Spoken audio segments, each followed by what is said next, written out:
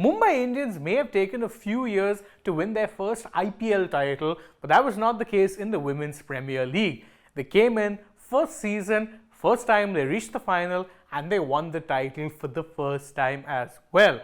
So how exactly is it that they stack up going into the 2024 season? Well, it's safe to say that they stack up very well. One, because of course they're defending champions and they are already the gold standard that most other teams would aspire to be reaching.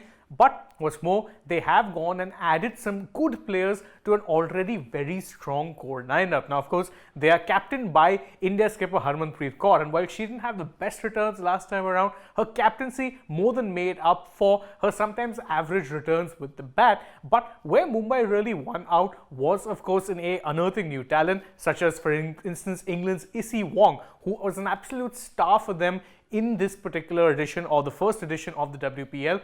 Then, of course, they do have a good Indian core as well, such as their Pooja Vastrakar. They have gone and added left-arm spinner Harmanpreet Kaur, who herself has been coming off a very good domestic season in the women's domestic circuit. So they do have plenty of very good players, let's say, when it comes down to their roster, you can put it that way. But what is really interesting is when you pick apart their strengths and weaknesses. As far as strengths go, well, they have a very good squad, a 9 on 10, and they've only gone and added better players to make it stronger. Harmanpreet Kaur is one example we just mentioned. Then, of course, they brought in Shabnam Ismail, who is an international caliber level player, to potentially be replacing or being a backup to Issy Wong. Then they've got the likes of Nat Skyver-Brunt and Chloe Tryon, which does mean that they will have a very tough time picking their 4 foreign players. And remember, they don't have a foreign player from an associate nation, so they can't play 5. They can only field 4 players. So as far as their strengths go, well,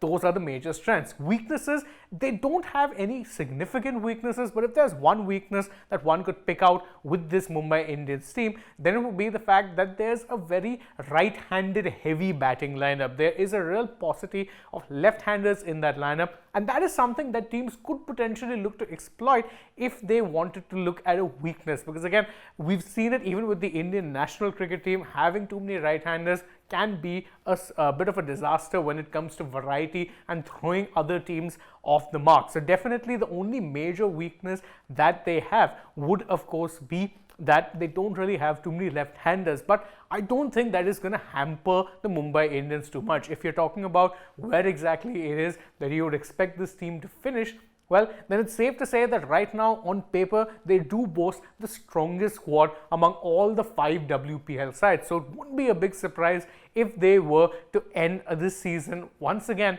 as champions. If not champions, at the very least, I do expect that they will be playing in the WPL final.